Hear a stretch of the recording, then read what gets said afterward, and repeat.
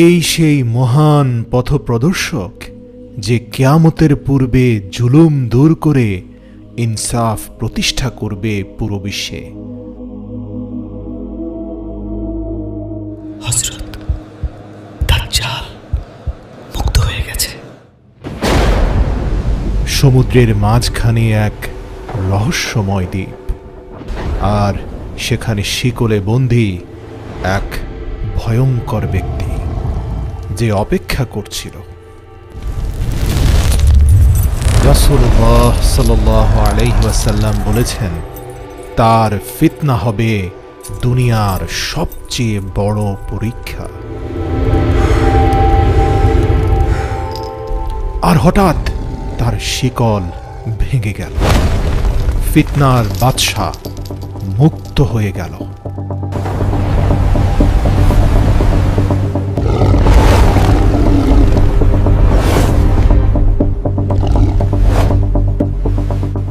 সেই দ্বীপ থেকে মুক্ত হওয়া ভয়ঙ্কর ফিতনা সমুদ্রের ঢেউয়ের মতো গোটা পৃথিবীতে ছড়িয়ে পড়ল।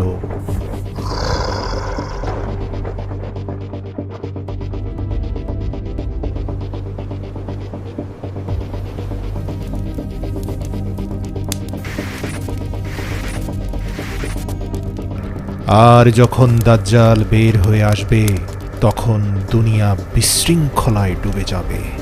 যুদ্ধ, হত্যা আর ফিতনা সবখানে ছড়িয়ে পড়বে। আমি তোমাদের রব, আমার হাতেই আছে জান্নাত আর জাহান্নাম। তোমরা যা দেখতে চাইবে আমি এখনই তোমাদের তা দেখাতে পারি। তারপর সে নিজেই নিজেকে রব বলে ঘোষণা করল। সে তার হাতের ইশারায় জান্নাত ও জাহান্নাম দেখাতে লাগল, হাতের ইশারায় বৃষ্টি বর্ষণ করালো আর মানুষকে ধীরে ধীরে পথভ্রষ্ট করতে থাকলো। দেখো, আমি আকাশ থেকে বৃষ্টি নামিয়ে তোমাদেরকে রিজিক দিচ্ছি। কে আছে যার হাতে আমার মতো ক্ষমতা রয়েছে? তার জাদুর মায়াজালে মানুষ সঠিক পথ ভুলে গেল, আর সেই মিথ্যাবাদী দাজ্জালকে নিজেদের রব হিসাবে মেনে নিল। দেখো, এটাই জাহান্নামের ভয়ঙ্কর আগুন, আর শুধু আমি তোমাদেরকে এই ভয়ঙ্কর আগুন থেকে বাঁচাতে পারি, কারণ আমি তোমাদের দয়ালু রব।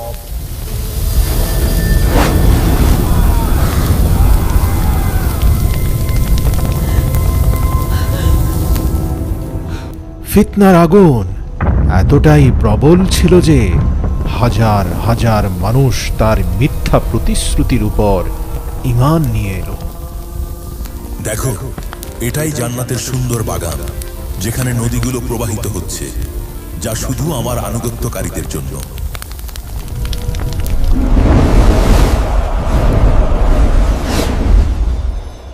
রাসূলুল্লাহ সাল্লাল্লাহু আলাইহি ওয়াসাল্লাম বলেছেন, তার সঙ্গে জান্নাত ও জাহান্নাম থাকবে, কিন্তু তার জান্নাত হবে বাস্তবে জাহান্নাম, আর জাহান্নাম হবে বাস্তবে জান্নাত।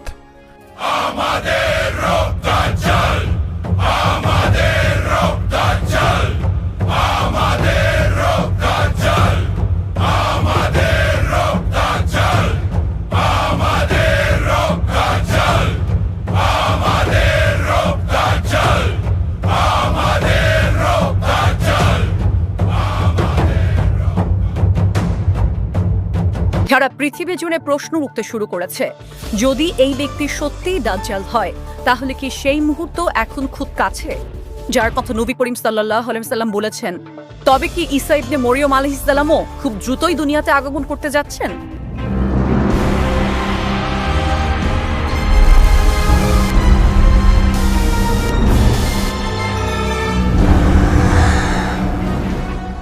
আর যখন সে শুনল যে ঈসা ইবনে মারিয়াম খুব দ্রুতই দুনিয়াতে আগমন করতে যাচ্ছেন, তার চেহারার রং পাল্টে গেল, আর তার অন্তরে এক অচেনা আতঙ্ক নেমে এলো।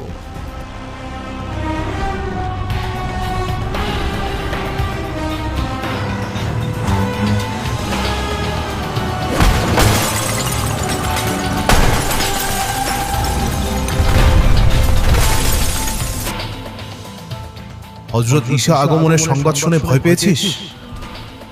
তোর ধ্বংস অতি নিকটে।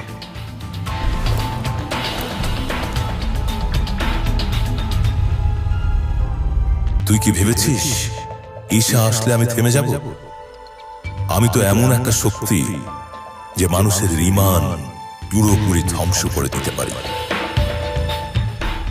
প্রস্তুত হয়ে যান, ফিতনায়ে দাজ্জালের পরীক্ষা শুরু হয়ে গেছে।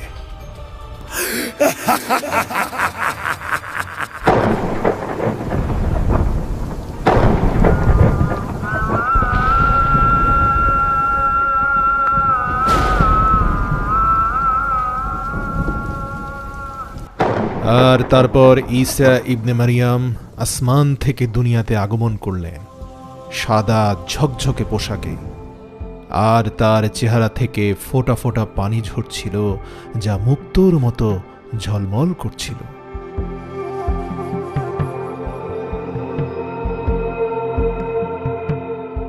হে হযরত, আপনার আগমনে জুলুমের শাসনের অবসান হবে আর মানুষ সত্য ও শান্তির পথ খুঁজে পাবে।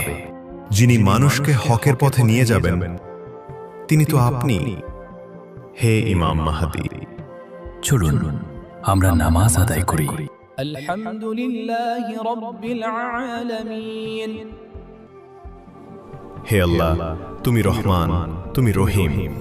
মানব জাতির উপর তোমার নূর নাজিল করো, জুলুমের শাসনের অবসান ঘটাও, হক ও সত্যকে প্রতিষ্ঠিত করো। হিদায়াত ও ধৈর্যের নূর আমাদের অন্তরে ঢেলে দাও। ফিতনা ও মিথ্যাকে দূর করো আর দুনিয়াতে শান্তি ও ইনসাফ প্রতিষ্ঠিত করো। আর তারপর সবচেয়ে বড় যুদ্ধের সময় এসে গেল। ঈসা ইবনে মারিয়াম ও দাজ্জাল একই ময়দানে মুখোমুখি দাঁড়িয়ে আছে।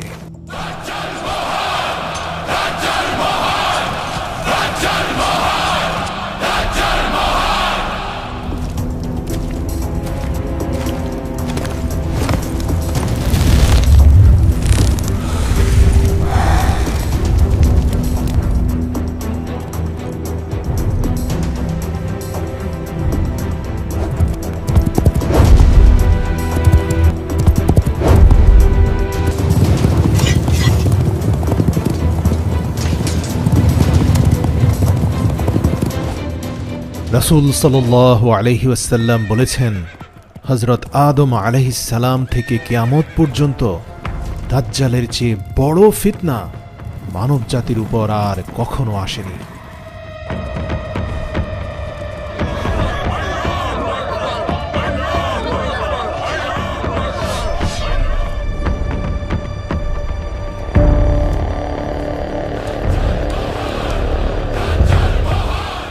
এগিয়ে চলো, রাজত্ব প্রতিষ্ঠা করো।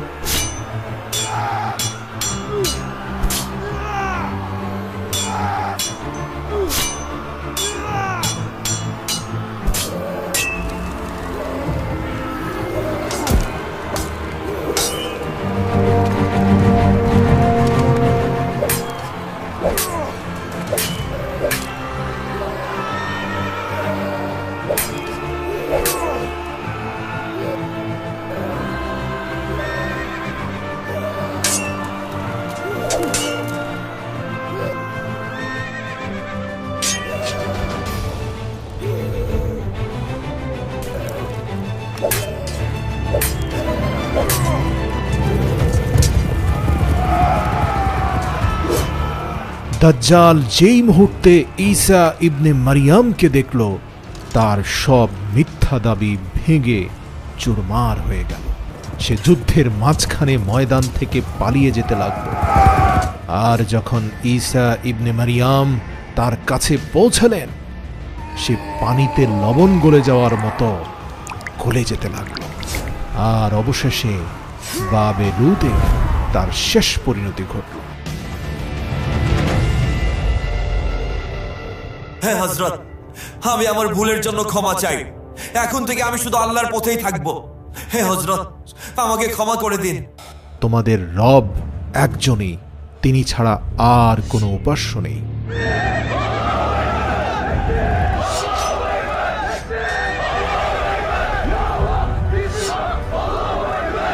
আলহামদুলিল্লাহ। হে আল্লাহ, তুমি সর্বোচ্চ প্রতিপালক, আর তুমি এই সৃষ্টি জগতের প্রকৃত বাদশাহ।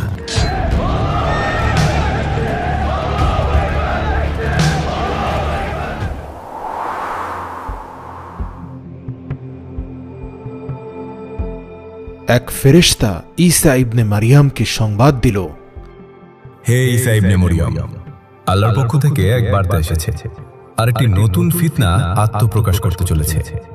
ইয়াজুজ ও মাজুজের প্রাচীর ভাঙতে চলেছে। তারা পৃথিবীতে ছড়িয়ে পড়বে, তাদের তুফান সব কিছু গ্রাস করে নেবে।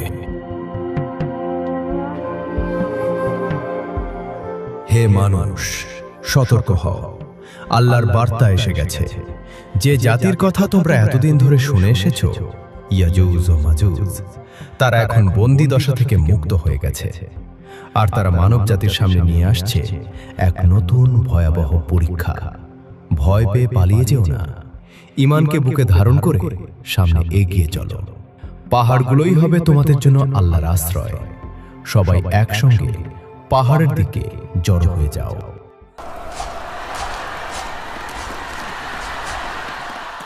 আর যখন ইয়াজুজ ও মাজুজকে মুক্ত করে দেওয়া হবে, তখন তারা চারদিকের সব উঁচু স্থান ভেদ করে দ্রুত বেরিয়ে আসবে।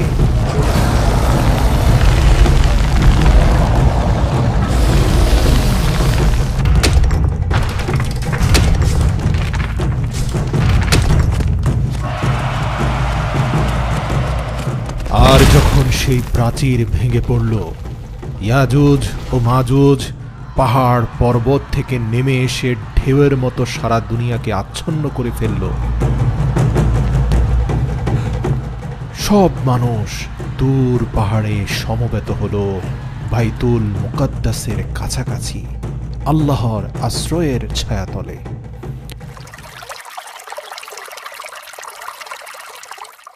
ইয়াজুজ মাজুজের এক বিশাল বাহিনী এগিয়ে গেল এক জলাধারের দিকে, এমন এক তৃষ্ণা নিয়ে যা পুরো পৃথিবীর পানি গিলে খেলেও মিটবে না। সূরা মুলকে আল্লাহ তাআলা বলেন, আর যদি আমি তোমাদের পানি মাটির গভীরে ঢুকিয়ে দেই, তাহলে কে আছে যে তোমাদের জন্য আবার প্রবাহমান পানি এনে দেবে? এটাই ছিল সেই বাহিনী যারা জলাশয় পর্যন্ত শুকিয়ে দিয়েছিল, আর তাদের পেছনে পড়েছিল শুধু রুক্ষ শুকনো মাটি।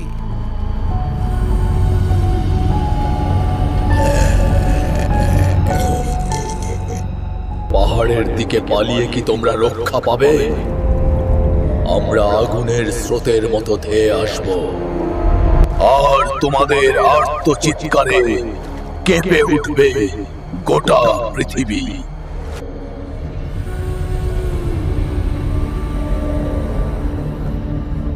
হযরত, রক্ত পিপাসু ইয়াজুজ ও মাজুজের বাহিনী, তাদের হুঙ্কার, তাদের জুলুম চারদিকে প্রতিধ্বনিত হচ্ছে। হে আল্লাহ, তুমি রহমান, তুমি রহিম, তুমি ছাড়া আর কোনো শক্তি নেই। ইয়াজুজ ও মাজুজের জুলুম থেকে উম্মতে মুহাম্মদ সাল্লাল্লাহু আলাইহি ওয়াসাল্লামকে রক্ষা করো। নিজ কুদরতে তাদের ধ্বংস করে দাও, আর যারা হকের পথে অটল রয়েছে তাদের তোমার নিরাপদ আশ্রয় স্থান দাও। আল্লাহ হযরত ঈসার দোয়া কবুল করলেন এবং ইয়াজুজ মাজুজের ঘাড়ে আযাবের কীট ছেড়ে দিলেন, যা তাদের শরীর ভেদ করে রূহ পর্যন্ত গিয়ে পৌঁছে গেল। আর চোখের পলকে ইয়াজুজ ও মাজুজ সম্পূর্ণভাবে ধ্বংস হয়ে গেল।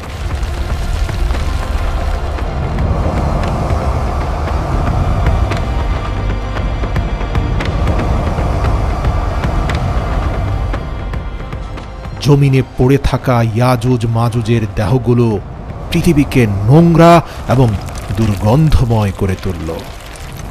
এরপর আল্লাহ এক রহমতের প্রবল বৃষ্টি পাঠালেন, যা তাদের সব দুর্গন্ধ ক্ষতচিহ্ন মুছে দিয়ে দেহগুলোকে সমুদ্রের গভীরে ভাসিয়ে নিয়ে গেল।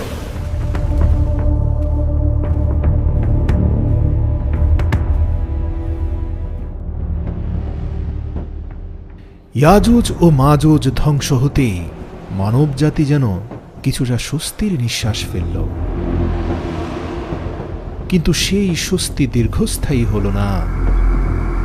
তারপর দুনিয়াকে ঢেকে ফেলল এক ভয়ঙ্কর ঘন ধোঁয়া, যা মানুষের দৃষ্টিকে আচ্ছন্ন করে ফেলল। ব্রেকিং নিউজ, এক রহস্যময় কালো ধোঁয়া দুনিয়ার সব শহরে দ্রুত ছড়িয়ে পড়ছে। তাই সরকার জনগণকে ঘরের ভেতরেই থাকার আহ্বান জানিয়েছে। এই ঘন ধোঁয়া আসলে কি তা এখনো কেউ জানে না। আর তারপর সেই ধোঁয়া শুধু একটি শহরে সীমাবদ্ধ রইল না, সে পুরো বিশ্বকে গ্রাস করে নিল। আকাশ থেকে নামতে থাকা সেই ধোঁয়া মানুষের মুখগুলোকে অন্ধকারে আচ্ছন্ন করে দিল। প্রতিটি দৃষ্টি যেন অন্ধ হয়ে গেছে, প্রতিটি হৃদয় ভয়ে কাঁপতে শুরু করেছে।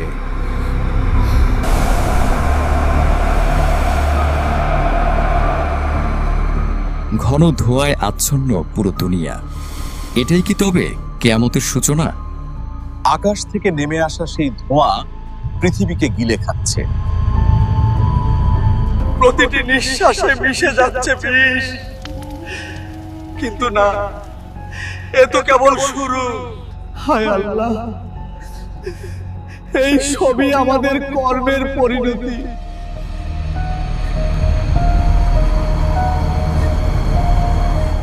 তারপর সেই ধোঁয়া যা মানব জাতিকে আল্লাহর কাছে মাথা নত করতে বাধ্য করেছিল, তা আল্লাহর হুকুমে ধীরে ধীরে সরে গেল। কিন্তু দুনিয়া মুখোমুখি হলো আরও এক ভয়ঙ্কর পরীক্ষার সামনে।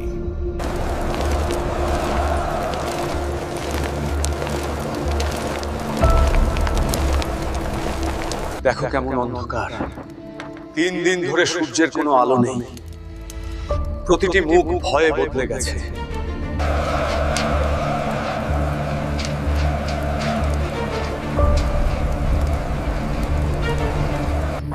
হে আল্লাহ, তুমি আমাদের এই অন্ধকার আর জুলুম থেকে রক্ষা করো। হ্যাঁ, এটি কিয়ামতের সর্বশ্রেষ্ঠ লক্ষণ। সূর্য পূর্ব দিকে উঠা বন্ধ হয়ে গেল, দিন যেন থেমে গেল, আর রাত ক্রমেই দীর্ঘ হতে থাকলো।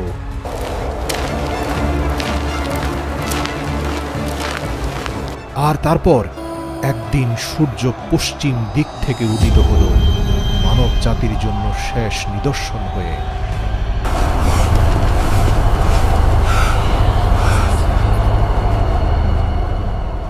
হায় আল্লাহ, একে একে রাসূল সাল্লাল্লাহু আলাইহি ওয়াসাল্লামের সব ভবিষ্যৎবাণী সত্য প্রমাণ হচ্ছে।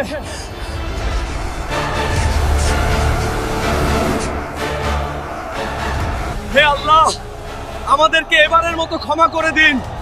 আমরা তওবা করছি, আমরা আর গুনাহ করব না। রাসূল সাল্লাল্লাহু আলাইহি ওয়াসাল্লাম বলেছেন, কিয়ামতের নিকটবর্তী সময়ে 10টি বড় আলামত প্রকাশ পাবে। তার মধ্যে একটি হবে দাব্বাতুল আরদ।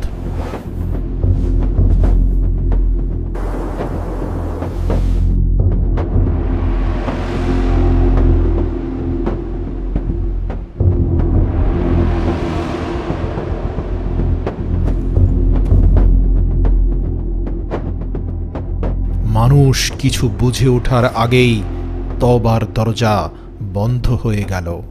সেই সময় যে ঈমান আনবে তার ঈমান আর কবুল করা হবে না। হে মানুষ, তুমি কোথায় পালাচ্ছ?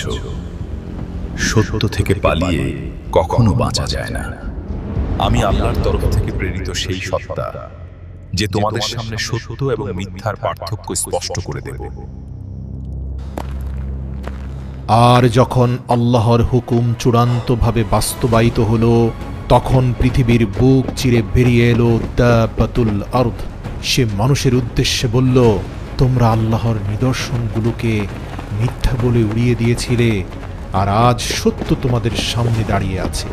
মানুষ তাকে দেখে ভয়ে পালাতে শুরু করলো, কিন্তু কেউই তার পাকড়াও থেকে রেহাই পেল না।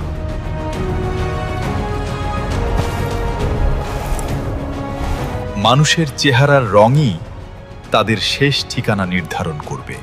যার মুখ আলোকিত হবে তার জন্য মুক্তির পথ নির্ধারিত, আর যার মুখ অন্ধকারে ঢেকে যাবে তার জন্য ভয়ঙ্কর পরিণতি অপেক্ষা করছে।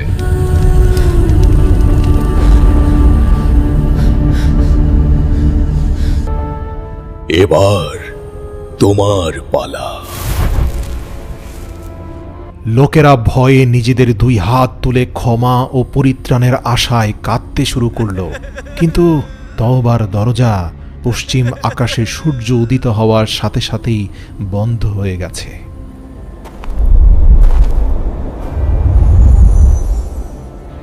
আর তারপর মানবজাতিকে দুই ভাগে বিভক্ত করে দেওয়া হলো।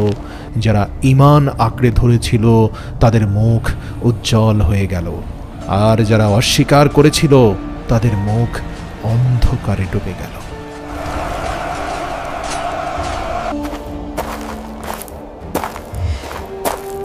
আর যখন দাব্বাতুল আরদ তার দায়িত্ব শেষ করল, তখন আল্লাহর হুকুমে সে আবার মাটির ভেতর তলিয়ে গেল। তার কাজ ছিল ফয়সালা করা, আর সেই ফয়সালা হয়ে গেছে।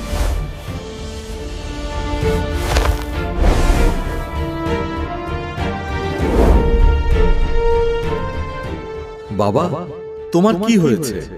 তোমার পিতা তো হযরত ঈসার সঙ্গে দাজ্জালের বিরুদ্ধে যুদ্ধে অংশ নিয়েছিল, কিন্তু তুমি কিভাবে এমন জঘন্য অপরাধে জড়িয়ে পড়লে? আরে ওই বুইড়া, যা গিয়ে নিজের কাজ কর, আমাকে নিয়ে তোর ভাবতে হবে না। গুনাহ তাদের অভ্যাসে পরিণত হয়েছিল, উশৃঙ্খলতাই ছিল তাদের মূল লক্ষ্য। মানুষ নিজেই নিজের ধ্বংসকে তামাশায় পরিণত করেছিল। তারা ভেবেছিল পরীক্ষা শেষ হয়ে গেছে, কিন্তু আসল পরীক্ষা তো তখনই শুরু হলো। জমিন ফেটে যেতে লাগলো। প্রথমে পূর্ব দিকে একটি ভূমিকম্প শুরু হলো, তারপর আরেকটি পশ্চিমে, আর তৃতীয়টি আরবের ভূমিতে। এটাই সেই ভূমির গ্রাস যার কথা নবী সাল্লাল্লাহু আলাইহি ওয়াসাল্লাম আগেই বলে গিয়েছিলেন। এখন পর্যন্ত প্রায় 3টি স্থানে ভূমিতে বড় গর্ত হওয়ার ঘটনা ঘটেছে। কিয়ামত খুব সন্নিকটে। আর তারপর ইয়েমেনের ভূমি থেকে জ্বলে উঠল এক ভয়াল আগুন। এই আগুন আমাদেরকে তার নিজের দিকে ডাকছে। আমরা চললে সেও আমাদের সাথে চলে, আর আমরা থেমে গেলে সেও থেমে যায়। এমন আগুন যা মানুষকে তাড়াতে তাড়াতে একই গন্তব্যে জড়ো করতে লাগলো। কোনো রক্ষা নেই, কোথাও আশ্রয় নেই, শুধু আত্মার পরীক্ষা। আর এক নিঃশ্বাসেই সবকিছু বদলে গেল।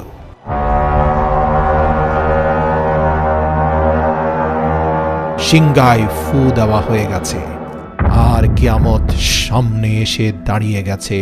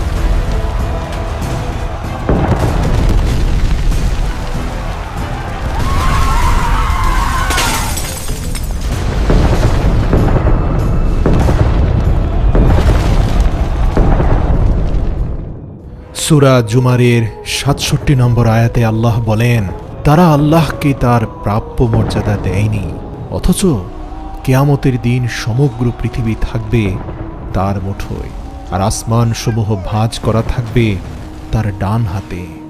তিনি পবিত্র ও মহান। আর তারা যে শিরক করে তিনি এই সকল পাপাচারের অনেক ঊর্ধ্বে। এছাড়াও আল্লাহ তাআলা সূরা আল মুমিনুনের ১০১ নম্বর আয়াতে বলেন, অতঃপর যখন সিংগায় ফু দেওয়া হবে তখন কারো সঙ্গে কারো আর কোনো সম্পর্ক থাকবে না, কেউ কারো খোঁজও নেবে না। সেদিন যাদের পাল্লা ভারী হবে তারাই হবে সফল কাম, আর যাদের পাল্লা হালকা হবে তারাই সেই মানুষ যারা নিজেরাই নিজেদের আত্মাকে ক্ষতিগ্রস্ত করেছে। তারা চিরকাল জাহান্নামে অবস্থান করবে। সূরা আল মুমিনুন আয়াত ১০১। প্রিয় দর্শক, আমি যদি আপনাকে বলি আপনার জীবনে দাজ্জাল ঢুকে পড়েছে, ইয়াজুজ মাজুজ আপনার অন্তরকে ধীরে ধীরে গ্রাস করে নিচ্ছে, হয়তো অবাক হয়ে বলবেন, দাজ্জাল তো এখনো আসেইনি, ইয়াজুজ মাজুজও তো এখনো বের হয়নি। যদি সত্যি এমনটা আপনি মনে করেন, তাহলে আপনি এক মহা বিপদের সাগরে ডুবে আছেন। এই প্রশ্নগুলোর উত্তর ভিডিওতে নেই, এই উত্তর আছে এই বইটায়। ফিতনার যুগে একজন মুমিন, দাজ্জাল থেকে আত্মশুদ্ধি। আমি জানি ব্যস্ততার কারণে অত্যাধিক গুরুত্বপূর্ণ হওয়ার পরেও অনেকেই বই পড়তে পারে না, তাই এই বইটা আমরা অডিও ভার্সন এবং ভিডিও ভার্সনও তৈরি করেছি, যাতে ইউনিভার্সিটি বা অফিসে আসা যাওয়ার পথে আপনি কানে হেডফোন লাগিয়ে বইটা শুনতে পারেন অথবা ভিজুয়াল বইটা উপভোগ করতে পারেন। বইটির অডিও, ভিডিও এবং পিডিএফ 3টি ফরম্যাটের মূল্য মাত্র 299 টাকা। কিন্তু এই ভিডিওটি যারা শেষ পর্যন্ত দেখেছেন তারা চাইলে স্ক্রিনে থাকা কুপন কোড ব্যবহার করে 33% ছাড়ে বইটি 199 টাকায় ক্রয় করতে পারেন, এবং এই অফারটি প্রথম 400 জন ব্যক্তির ক্ষেত্রেই প্রযোজ্য হবে। এটি শুধুমাত্র একটি বই নয়, এটি ফিতনা থেকে বেঁচে থাকার একটা বৈজ্ঞানিক গাইডলাইন।